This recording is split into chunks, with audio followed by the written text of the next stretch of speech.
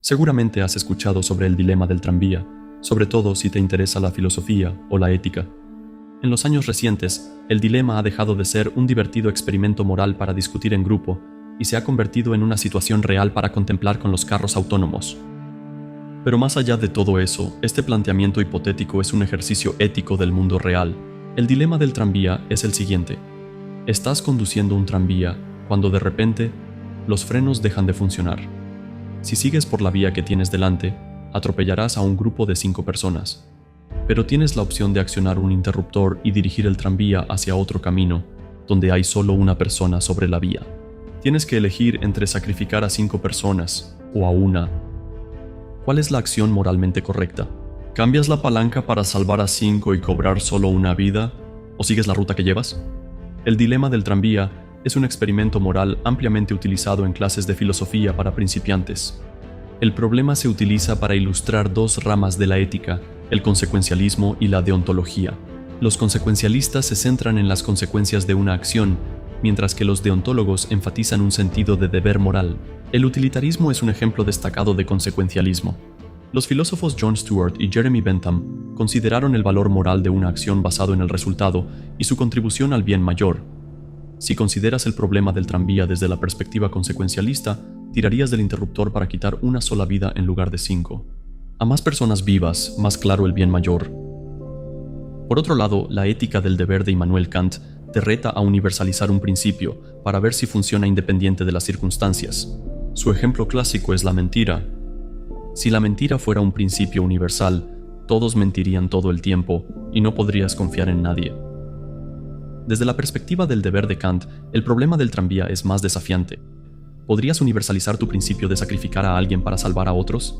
Imagina que una persona tuviera 5 riñones que podrían salvar la vida de 5 personas. Sin embargo, el dueño de los riñones tendría que ser asesinado en contra de su voluntad para obtener los órganos. Terminar con su vida se siente menos ético en comparación con accionar el interruptor en el problema del tranvía. Entonces, no parece que se pueda universalizar el principio de sacrificar a uno para salvar a 5. El dilema del tranvía es una excelente manera de aprender sobre 2 sistemas de ética. Pero, ¿realmente ayuda en la toma de decisiones morales del mundo real? Este dilema fue conocido gracias a la filósofa inglesa Philippa Foot y su artículo sobre el problema del aborto y la doctrina del doble efecto. Foot se basa en esta regla para abordar por qué una acción que causa daño puede ser moralmente permisible. Pero la doctrina fue introducida por primera vez por el filósofo cristiano Tomás de Aquino. Él argumentó que agredir a alguien que intenta agredirte está justificado siempre y cuando no tuvieras la intención de agredirlo. En su teoría, si algo malo ocurre como un efecto secundario de perseguir un buen fin, está moralmente permitido. Incluso si sabías que un efecto secundario negativo era posible, sigue siendo aceptable desde la moral, siempre que no fuera intencionado. En su artículo, Philippa Foot utilizó la doctrina del doble efecto para distinguir entre acciones que causan daño intencional por un buen fin y acciones que indirectamente causan daño por un bien común. Para demostrar la diferencia, ideó un par de experimentos mentales, y uno de ellos fue el dilema del tranvía.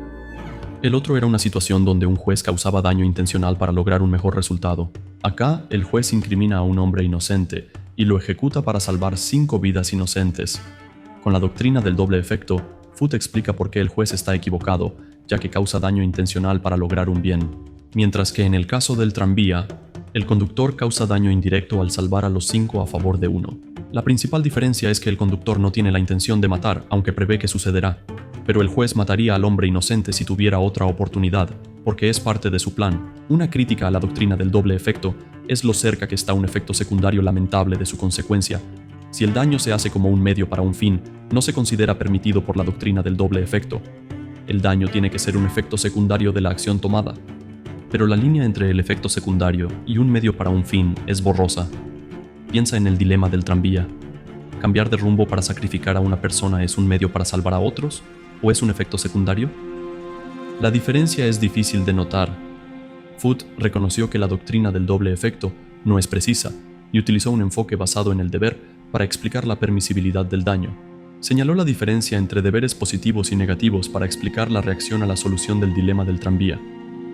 Definió los deberes negativos como una obligación moral de no dañar o herir a otros, y los deberes positivos como una obligación ética de ayudar a los demás. Los deberes positivos incluyen desde evitar que alguien muera, hasta dar comida a una familia con hambre. Pero para Foot, los deberes negativos son más importantes que los positivos. Cuando te enfrentas a la elección entre los dos, los deberes negativos deben tener prioridad. Apliquémoslo al problema del tranvía. Tenemos que elegir entre el deber negativo de no sacrificar a 5 frente al deber negativo de no sacrificar a 1. No deberíamos matar a 5 porque es un deber negativo mayor. Si aplicamos deberes positivos y negativos al ejemplo del juez, culpar y ejecutar a la persona inocente es violar un deber negativo, pero salvar a los otros 5 es un deber positivo, ya que estarías ayudando a quienes lo necesitan. La filósofa Judith Jarvis Thomson encontró fallos en la explicación del deber de Foot en sus ensayos sobre el dilema del tranvía. Usó una variación del experimento donde el conductor se desmaya y un espectador puede accionar el interruptor para cambiar el rumbo del tren. Acá, el espectador viola un deber negativo al no sacrificar a una persona si acciona la palanca. Si no toca el interruptor, no está violando un deber negativo, solo falló al deber positivo de ayudar. Dejar morir a los 5 sería aceptable según el enfoque del deber de Foot hacia la ética. En su intento de resolver el problema del tranvía, Thomson buscó similitudes entre las variaciones del dilema que se asumían como morales e inmorales, y descubrió que en los casos que considerábamos incorrectos, la persona sacrificada tenía más derecho a vivir que las demás. En el caso del juez, el hombre incriminado tiene derecho a vivir debido a su inocencia, pero en el tranvía, el individuo no tiene una razón especial para vivir sobre un grupo de 5. La exploración de Thomson sobre este dilema lo popularizó en los círculos filosóficos. Al final, Philippa Foot no llegó a una conclusión firme sobre este dilema. Su interés no era demostrar reglas universales con experimentos de pensamiento moral, pero sostenía que hay algo que acertar en las consideraciones éticas.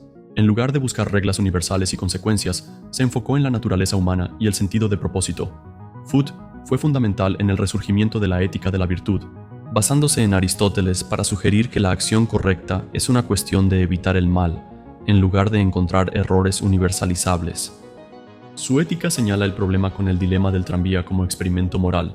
Aunque está bien usarlo para entender la ética basada en el consecuencialismo y el deontologismo, estos experimentos no son más que un método imperfecto para determinar la acción correcta en un dilema de la vida real. Aferrarse a conclusiones derivadas de un experimento mental podría causar más daño que beneficio. ¿Cómo una política basada en un experimento mental funciona en escenarios sociales y culturales reales? ¿O las muchas diferencias llevarían a las personas a juzgar mal una circunstancia y causar daño? Cualquier cosa que se asemeje al experimento mental del tranvía en la vida real estaría llena de detalles que cambiarían nuestras consideraciones morales. Como sugiere el problema del tranvía, nunca tenemos el conocimiento definitivo sobre una situación. Solo una perspectiva omnisciente podría juzgar con precisión el resultado para determinar su valor moral. Incluso con juicios basados en el deber, no tenemos suficiente información para decidir. En los debates recientes sobre los coches autónomos, el dilema del tranvía ha sido mencionado. Algunos sugieren tener resuelto primero el experimento del tranvía antes de que estos autos sean liberados. Imagina todos los datos que un carro autónomo necesita considerar en caso de enfrentarse a una situación similar. ¿Qué tipo de algoritmos utilizaría para analizar los deberes y consecuencias de su decisión? Cada centímetro que el coche avanza cambiaría aún más las variables mientras intenta evitar una catástrofe. Quizá nunca habrá una elección clara para decidir si es mejor matar a uno o a muchos. Pero, de nuevo, los dilemas éticos sí suceden, en especial en el ámbito de la salud, y tenemos decisiones que tomar. Sin deliberación ética, quedamos a merced de nuestro instinto, o lo que llamamos sentido común, pero el sentido común no está libre de prejuicios y sesgos sociales. Y nosotros, los humanos, a menudo confundimos las emociones con la razón. Así que nos quedamos con ejercicios imperfectos para imponer leyes morales. O quizá, como Philippa Foot lo visionó, podríamos fomentar un comportamiento virtuoso y florecer con actos de bondad, tomando buenas decisiones de la misma manera que las plantas se orientan hacia el sol